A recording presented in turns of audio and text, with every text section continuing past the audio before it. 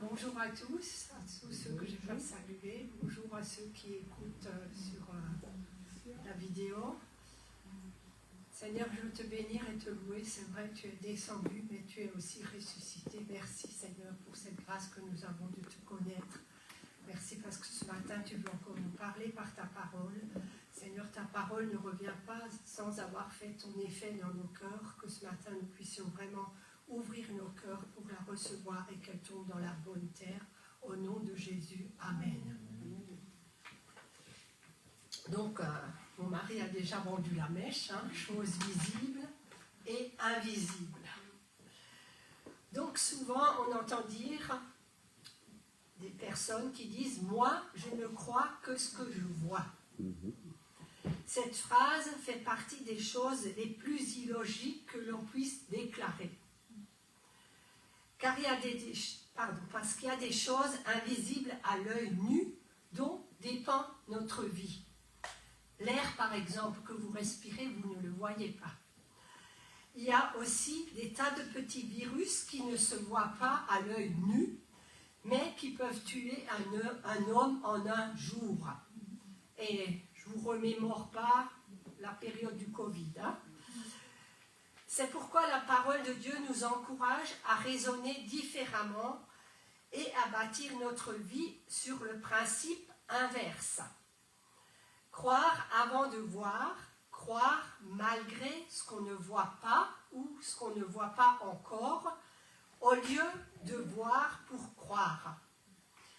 2 Corinthiens 5, le verset 7 nous dit « Nous marchons par la foi et non par la vue ». Vous savez, les enterrements, c'est souvent des moments où nous pensons à notre propre mort. Du moins, c'est ce qui m'est arrivé.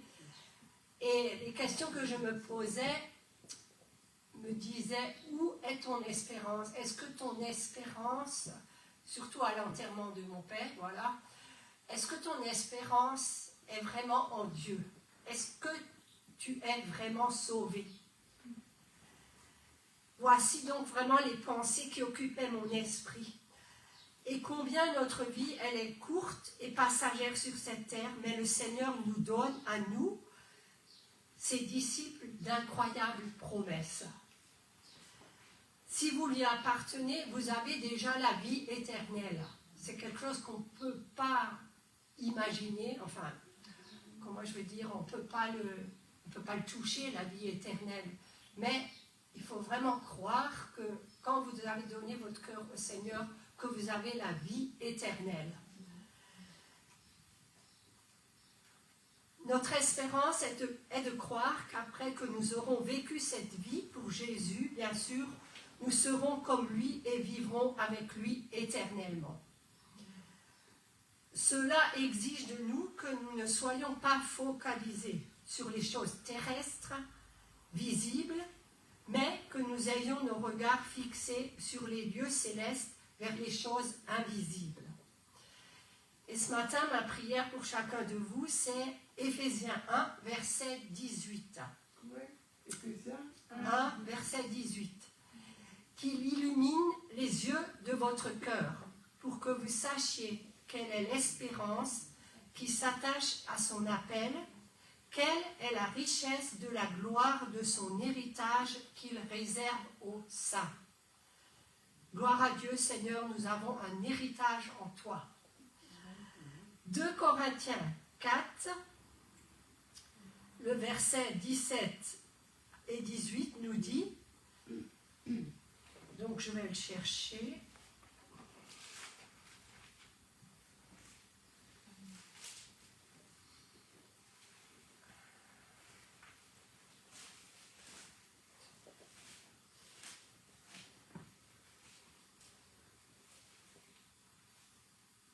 Car nos légères afflictions du moment présent produisent pour nous, au-delà de toute mesure, un poids éternel de gloire, parce que nous regardons non point aux choses visibles, mais à celles qui sont invisibles. Car les choses visibles sont passagères et les invisibles sont éternelles. Et j'avais une fois lu que un pasteur, il avait fait mettre aux personnes, enfin, des post-it, surtout ce qui est passager. Vous pouvez mettre un post-it sur votre voiture, sur cette chaise, sur un radiateur, et même, je veux dire, notre corps physique, ben, il est appelé à disparaître. Colossiens 3, le verset 1 et 2 nous dit « Si donc vous êtes ressuscités avec Christ, cherchez les choses d'en haut, où Christ est assis à la droite de Dieu. Attachez-vous aux choses d'en haut et non à celles qui sont sur la terre. » Et ce verset me fait toujours penser qu'au ciel, il n'y a pas de haine. Au ciel, il y a de l'amour. Et plein de choses comme ça que vous pouvez réfléchir et rechercher vraiment aussi les choses d'en haut. Bien sûr, si vous recherchez les choses d'en haut, vous allez les manifester aussi dans votre vie quotidienne sur terre. Parce que le Seigneur nous dit que si on a reçu l'amour, ben, on doit aussi le partager avec les autres. Il nous a dit au sujet de Jésus, Colossiens 1, verset 16, « En lui ont été créées toutes les choses qui sont dans les cieux et sur la terre, les visibles et les invisibles, trône, dignité, domination, autorité. Tout a été créé par lui et pour lui. L'univers créé est composé de choses qui nous sont visibles et d'autres qui nous sont invisibles. Ce qui est visible à nos yeux n'est pas plus grand que ce qui ne l'est pas sous prétexte qu'on les voit. En fait, les choses les plus importantes font partie des choses invisibles. À l'image de Dieu lui-même, qui nous est invisible, tout en étant la source de la vie. L'invisible a existé avant le visible, parce que c'est l'invisible qui a engendré le visible. Hébreux 11, verset 3 nous dit « C'est par la foi que nous reconnaissons que l'univers a été formé par la parole de Dieu, en sorte que ce qu'on voit n'a pas été fait de choses visibles. » Donc il nous faut devenir conscients de l'invisible au détriment du visible, au lieu d'être trop conscients du visible au détriment de l'invisible. 2 Corinthiens 5 donc nous dit, nous marchons, je l'ai déjà lu avant, 2 Corinthiens 5 verset 7, nous marchons par la foi et non par la vue. Comment peut-on faire pour regarder à l'invisible? On ne le regarde certainement pas avec ses yeux naturels. Non, on le voit avec ses yeux spirituels, c'est-à-dire les yeux de son esprit. Vous le regardez avec des yeux de la foi. La parole de Dieu nous dit donc de chercher les choses d'en haut, et Dieu veut que nous comprenions qu'ici-bas sur terre n'est pas le meilleur, mais que le meilleur se trouve dans le ciel. Et le meilleur est à venir. Amen. Nous devons vivre en ayant le regard toujours porté vers le ciel et croire que le meilleur est devant nous. Si on pouvait y penser plus souvent, surtout quand nous sommes dans les épreuves, vraiment que le ciel est devant nous. L'invisible a existé donc avant le visible, et l'invisible a engendré le visible. Dieu dit que la lumière soit et la lumière fut. C'est Genèse 1, verset 3. Vous savez, ça me fait penser à un ingénieur. Un ingénieur a d'abord les plans des objets qu'il veut créer dans sa tête avant qu'ils se matérialisent. Et ça me fait penser à cet homme dont vous avez certainement entendu parler, cet homme chrétien qui a inventé 299 brevets, et cet homme s'appelle Roger Le Tourneau. Il a créé en fait la première plateforme pétrolière et il a créé donc un tas de bulldozers et de grosses machines. Donc il était chrétien et c'est lui qui donnait 90% de son salaire au Seigneur. Et c'était Dieu qui lui a donné les plans. Et dans son livre, il a même marqué que ses collègues, ils ont dit non, ça c'est pas possible, c'est pas réalisable ce que tu fais là. Mais c'est Dieu qui lui a donné les plans et ça marchait. Et bon, je ne veux pas mettre un homme en avant parce que c'est vraiment le Seigneur qui lui a aidé à créer ça pour nous faciliter la vie, il faut dire, pour les travaux de terrassement, toutes ces choses. Mais si je peux vous encourager à regarder des vidéos sur Internet, donc c'est un des hommes d'affaires le plus influents des 100 dernières années. Il a inventé des bulldozers, les premières plateformes pétrolières. Il a fait 299 inventions. Et donc, si vous voulez regarder ces vidéos, c'est l'histoire inspirante de R. Le Tourneau. Et son verset favori, c'était « Cherchez premièrement le royaume des cieux et toutes choses vous seront données par-dessus ». Hébreux 1, verset 3 nous dit « C'est par la foi que nous reconnaissons que le monde a été formé par la parole de Dieu, en sorte que ce qu'on voit n'a pas été fait de choses visibles. » Donc les choses s'enfantent dans l'invisible avant de se matérialiser dans le visible. La vie d'un enfant démarre dans le ventre de sa mère. Il est d'abord caché bien avant sa naissance. Vous savez, j'ai une échographie, personnellement, ma fille, elle avait 8 mm. Et c'est vraiment, je veux dire, c'est impressionnant et ça m'a vraiment... Vous savez, quand la vie, elle démarre et que vous attendez depuis longtemps que la vie, elle démarre et que c'est vraiment, c'est aussi Dieu qui a créé tout ça, voilà. Si vous voulez créer quelque chose, les plans naissent d'abord dans votre pensée. Donc, savez-vous aussi que le monde invisible communique avec le monde visible? Nous sommes donc appelés à être à l'écoute du monde invisible pour pouvoir nous diriger convenablement dans le monde visible. Bien sûr que le Saint-Esprit, c'est quelque chose d'invisible, je veux dire, mais que le Saint-Esprit mette dans notre esprit ses pensées. Pour nous, disciples du Christ, c'est être de plus en plus attentifs à ce que le Saint-Esprit veut nous dire. Son but étant de nous conduire dans toute la vérité.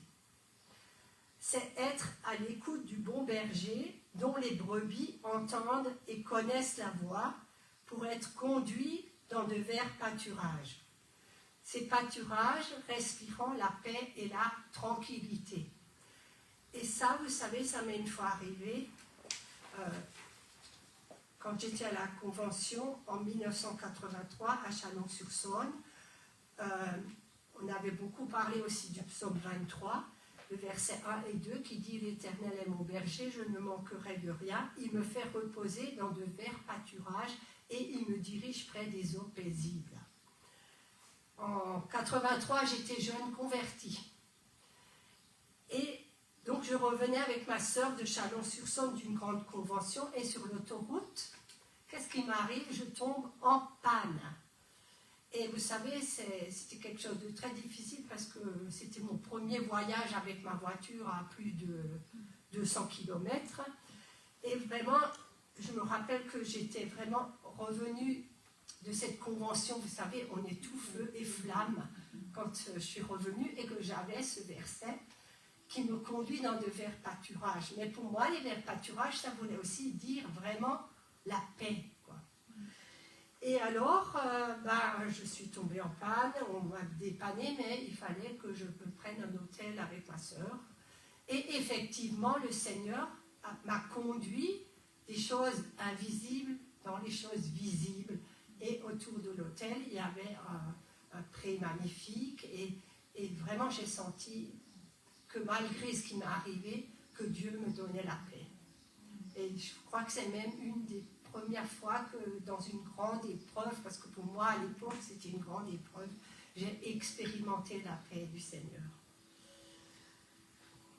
Donc on continue, Jean 10, verset 27, « Mes brebis entendent ma voix, je les connais et elles me suivent. »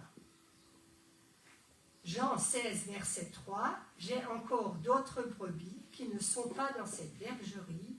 Celles-là, il faut que je les amène. Elles entendront ma voix et il y aura un seul troupeau, un seul berger. » Le Saint-Esprit veut nous parler et nous conduire. Dieu ne se tient pas loin, il est présent. Et ce matin, je suis sûre qu'il est présent dans ce lieu. Il est dans l'invisible, mais il n'est pas loin, loin. Vous savez, avant ma conversion, je croyais que Dieu, il était très loin derrière les nuages. Maintenant, Dieu est là. Il veut qu'on se donne la peine aussi de le chercher. C'est un bon principe pour recevoir le salut et aussi pour le reste de la vie chrétienne. Acte 17, le verset 27, nous parle de chercher. Il a voulu qu'ils cherchassent le Seigneur et qu'ils s'efforçassent de le trouver en tâtonnant, bien qu'il ne soit pas loin de chacun de nous. Romains 1, verset 20. En effet, les perfections invisibles de Dieu, sa puissance éternelle et sa divinité se voient comme à l'œil depuis la création du monde, quand on les considère dans ses ouvrages. Donc, les hommes sont inexcusables. Donc, il nous faut aussi entretenir le contact entre le monde visible et invisible. Il y a ce principe qui demeure, celui qui cherche trouve. Et aussi que la foi, c'est l'assurance des choses qu'on ne voit pas. Hébreux 11, le verset 1, qui est le verset clé de la foi. Or, la foi est une ferme assurance des choses qu'on espère, une démonstration de celles qu'on ne voit pas. Donc, la foi, c'est aussi croire à l'existence de choses concrètes, réelles, qui existent vraiment. Simplement, c'est y croire sans ou avant de les voir. Par exemple, la guérison. Vous savez que le Seigneur, il guérit encore aujourd'hui. Et si vous êtes malade, vous pouvez confesser ce verset. C'est dans les meurtrissures de Jésus que nous avons été guéris. C'est quelque chose qui a été fait il y a plus de 2025 ans, que le Seigneur nous a guéris dans ces meurtrissures. Et moi, je l'ai déjà souvent expérimenté, même si ce n'est pas, je veux dire, des maladies graves, mais j'ai déjà expérimenté en confessant ce verset, mais pas seulement en le confessant, mais en le croyant aussi dans mon cœur, que le Seigneur m'a guéri. Et encore aujourd'hui, je pensais à notre sœur Marie-Jo. Vraiment, je veux croire que le Seigneur l'a guérie dans ses meurtrissures et qu'elle va être totalement guérie. Et quand rien ne semble bouger dans le visible, vous savez, les anges, ils sont quand même à l'œuvre, dans l'invisible. Donc, témoignage, avant le décès de mon père, j'avais fait une prière au Seigneur. S'il te plaît, Seigneur, envoie tes anges chercher mon père. N'envoie pas les... Enfin, c'est pas... Et non cet ange de la mort, vous savez, qu'on représente avec la faux. Parce que ça, c'est un ange déchu. Vous savez, souvent, on voit des caricatures comme ça, que la mort, elle vient vous faucher, quoi. Mais moi, je crois vraiment, parce que la parole de Dieu, elle dit que 2/3 des anges sont avec nous, et qu'1/3 sont déchus. Moi, je crois vraiment que si je meurs, ben, les anges de Dieu vont venir me chercher, parce que je suis sauvée. Et c'est la prière que j'ai faite au Seigneur, vraiment. Et le Seigneur, il m'a vraiment exaucée. Parce que l'infirmière, vous savez, c'était un dimanche matin, l'infirmière, quand elle m'a annoncé sa mort par téléphone, elle m'a dit à 2 reprises, vous savez, quand je suis rentrée dans sa chambre le matin, il y avait une paix anormale. Et donc, moi, je pense vraiment que c'était la paix de Dieu et je pense vraiment que mon Père est auprès du Seigneur. Hébreux 1, verset 14. Donc, les anges. Ne sont-ils pas tous des esprits au service de Dieu, envoyés pour exercer un ministère en faveur de ceux qui doivent hériter du salut? La meilleure façon de court-circuiter le travail des anges est de ne pas croire en leur action. Psaume 34, le verset 7 nous dit « L'ange de l'Éternel campe autour de ceux qui le craignent, et il les arrache au danger. » Donc vraiment, croyez à la protection de Dieu et à ses anges, et priez aussi pour la protection de vos familles et des gens que vous aimez. Jésus dit aussi à Thomas, Jean 20, verset 29. Jésus lui dit, « Parce que tu m'as vu, tu as cru. Heureux ceux qui n'ont pas vu et qui ont cru. » Ce qui ne veut pas dire que l'on n'est pas appelé à voir, il est question que lorsqu'on met sa foi en action, on finisse par en voir l'effet.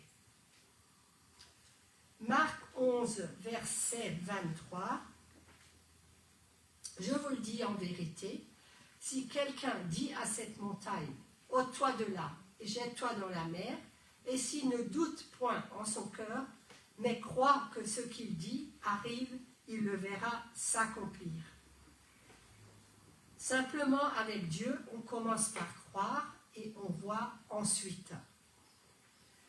Donc quand on prie, quand on loue ensemble comme on l'a fait ce matin, nous sommes appelés à croire que quelque chose se passe dans l'invisible, même quand rien ne semble changer dans le visible. Il y a quelque chose qui se passe. Et moi j'aime beaucoup ce chant, le Saint-Esprit est là, le Saint-Esprit est là. Quand il descend, l'atmosphère change. Il y a transfert entre le ciel et la terre.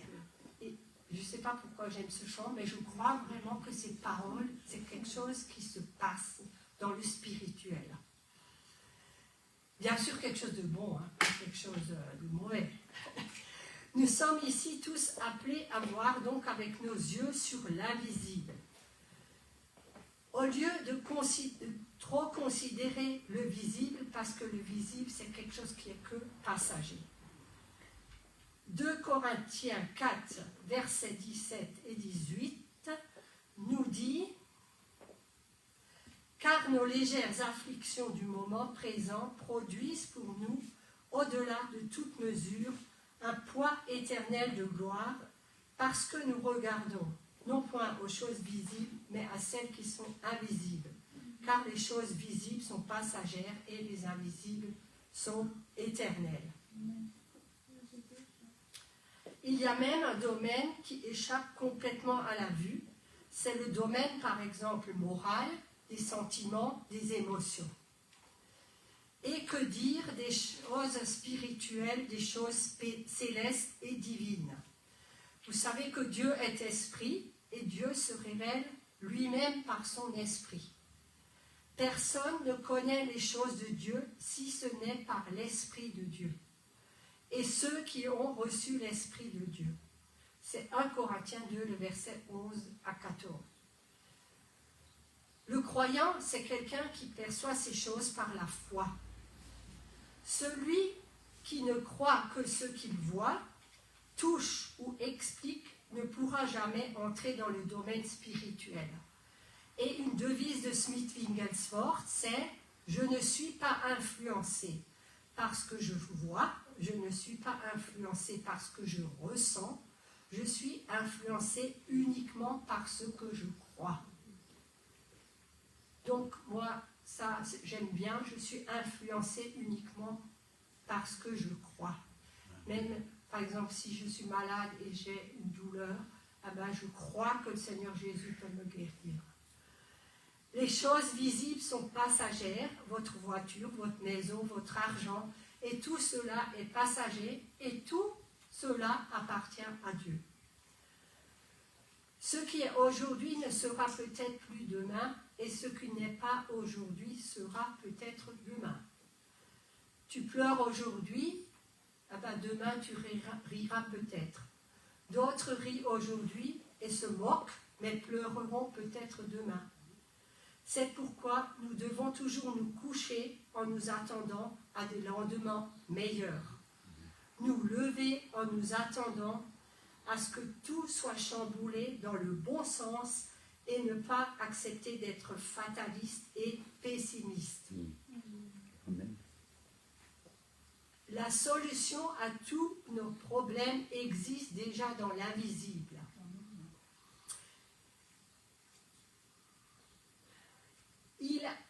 Il leur a été pourvu avant même que ceci arrive dans le visible. Le Dieu Tout-Puissant que nous servons a aussi toutes les solutions, quel que soit le domaine. Et aussi, l'obéissance est aussi une clé qui active les bénédictions. Éphésiens 1, verset 3 nous dit « Béni soit Dieu, le Père de notre Seigneur Jésus-Christ, qui nous a bénis de toutes sortes de bénédictions spirituelles dans les lieux célestes en Christ. » Dieu nous ouvre les yeux et régulièrement les yeux de certaines personnes pour leur montrer ce qui se passe dans l'invisible. C'est une expression aussi du don de discernement des esprits qui signifie voir dans le monde des esprits. Lorsque ce don est en action, ces personnes voient des choses que d'autres ne voient pas car leurs yeux spirituels ont été ouverts. Ça, c'est pendant les cultes, on peut recevoir quelque chose que le Seigneur est en train de faire. Il y a certains même qui voient des anges, et vous savez, il m'est aussi déjà arrivé, par exemple, de voir les yeux de Jésus dans le regard de certains d'entre vous, et aussi dans les regards de mon mari. Je ne veux pas le flatter, mais c'est vrai, j'ai déjà vu dans les yeux de mon mari le regard du Seigneur Jésus. Et j'aimerais bien aussi que vous le voyiez, bien sûr, dans les miens. Un monde invisible habité. Il y a un monde invisible rempli d'anges et malheureusement aussi de démons. Lorsque certains problèmes nous assaillent, derrière eux, ce sont souvent, il ne faut pas avoir des démons partout, mais ce sont des démons qui s'y trouvent. Éphésiens 6, le verset 12. « Car nous n'avons pas à lutter contre la chair et le sang, mais contre les dominations, contre les autorités, contre les princes de ce monde de ténèbres, contre les esprits méchants dans les lieux célestes. » Vous savez, des fois, s'il y a des gens du monde qui vous disent des paroles désagréables ou des paroles qui vous choquent, pensez donc à ce verset, on n'a pas à lutter contre la chair et le sang, mais on a à lutter contre des dominations, des autorités, des esprits méchants dans les lieux célestes. Mais s'il y a des démons, il y a aussi des anges, et nous avons cette assurance que ceux qui sont avec nous sont plus nombreux que ceux qui sont contre nous. Si vous voulez la référence, c'est 2 Rois 6, verset 16. Alors, de l'invisible, des puissances de ténèbres influencent les hommes pour qu'ils commettent le mal et fassent avancer consciemment ou inconsciemment le royaume de Satan. Mais de l'invisible, des anges et le Saint-Esprit influencent les disciples de Christ pour qu'ils fassent le bien et fassent avancer le royaume de Dieu. Ça, c'est nous. Nous sommes appelés, nous, les disciples de Jésus-Christ, à influencer l'invisible. Si le monde visible dépend du monde invisible, c'est aussi à partir de choses que l'on fait dans le monde visible que l'on amène le monde invisible à toucher le monde visible. Par exemple, si vous nourrissez, si le Seigneur vous dit de nourrir les pauvres ou de pourvoir aux besoins des pauvres, eh ben, c'est des choses qui contribuent à toucher le monde visible. Donc je m'explique, la Bible dit, Matthieu 18, verset 18, « Je vous le dis en vérité, tout ce que vous lirez sur la terre sera lié dans le ciel, et tout ce que vous délierez sur la terre sera délié dans le ciel. » l'activité spirituelle que vous libérez ici-bas en tant qu'hommes et femmes nés de nouveau lie les ténèbres et libère aussi les bénédictions dans ce monde. Vous savez, nous avons la nature de Christ en nous, et quand nous arrivons quelque part, on devrait changer l'atmosphère spirituelle. La foi, c'est faire passer du monde invisible dans le monde visible les bénédictions stockées dans l'invisible, en l'occurrence les lieux célestes. Éphésiens 1, verset 3. Béni soit Dieu, le Père de notre Seigneur Jésus-Christ, qui nous a bénis de toutes sortes de bénédictions spirituelles dans les lieux célestes en Christ. Donc, des bénédictions sont stockées depuis et à cause du sacrifice de Christ pour nous dans les lieux célestes, et il faut les faire passer du ciel sur la terre. Éphésiens 53, verset 5. Mais il était blessé pour nos péchés, brisé pour nos iniquités. Le châtiment qui nous donne la paix est tombé sur lui, et c'est par ses meurtrissures que nous sommes guéris. Il y a aussi ce verset qui dit, donc si vous avez des manques aujourd'hui, Philippiens 4, verset 19, « Et mon Dieu pourvoira à tous vos besoins selon sa richesse, avec gloire en Jésus-Christ. » Et bien sûr d'autres versets. Donc il suffit de nous les approprier. Plusieurs démarches nous permettent d'influencer le monde spirituel afin que soit influencé en retour le monde matériel. Vous savez, à notre mariage, au début, on n'avait pas grand-chose.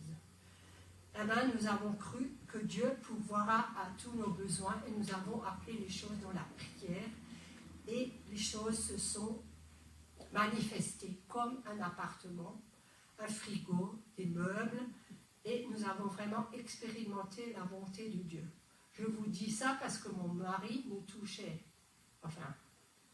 ni salaire, ni chômage. Mon mari vivait là par la foi, il venait de sortir d'une école biblique, et il y avait juste mon salaire de caissière à l'époque, et vraiment Dieu a pourvu de manière exceptionnelle. Des fois j'en reviens même pas encore aujourd'hui, et vous savez, des fois c'est bon de se remémorer aussi des choses comme ça, et c'est vrai, on devrait se les marquer dans un cahier, et des fois au fur et à mesure, par exemple quand on n'a pas trop le moral, reprendre ce cahier, l'appeler peut-être bénédiction de Dieu, le ressortir et relire vraiment tout ce que le Seigneur il a fait pour nous personnellement, quoi.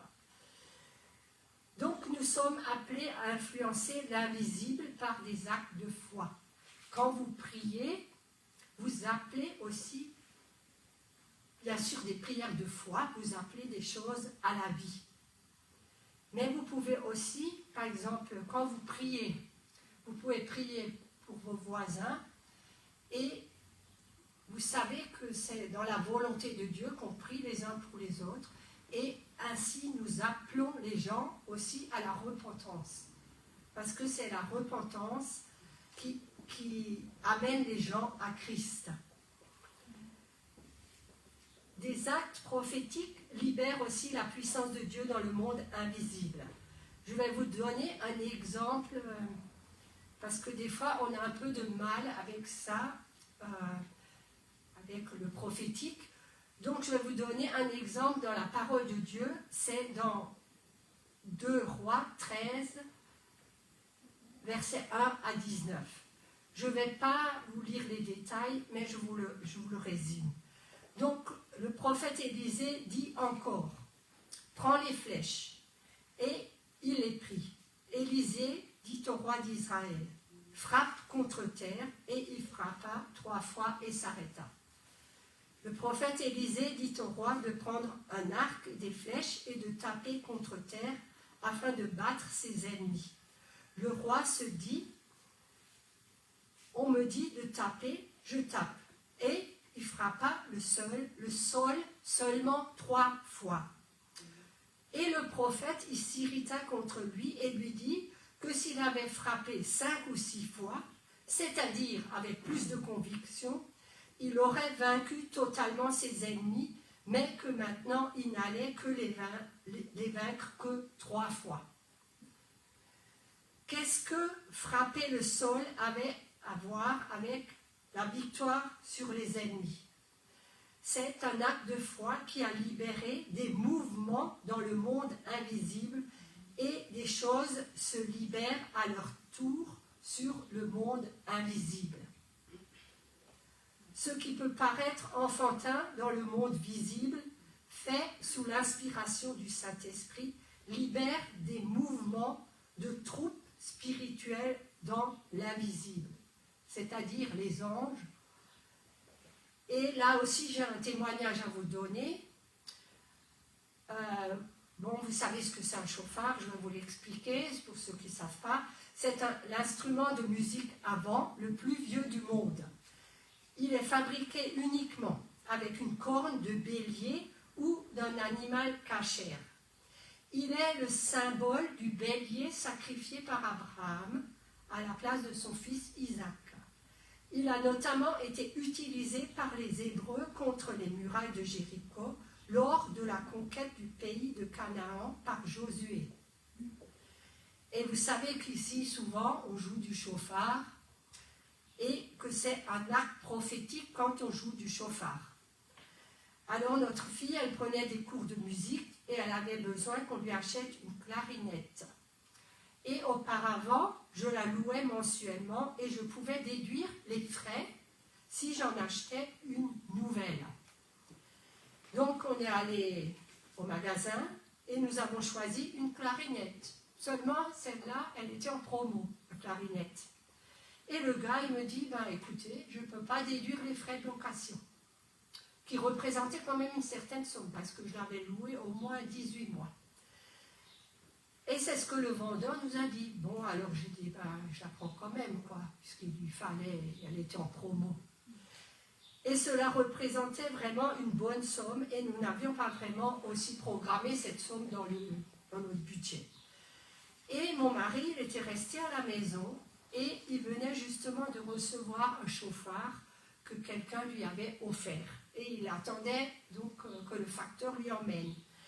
Et poussé par l'esprit, il en a soufflé.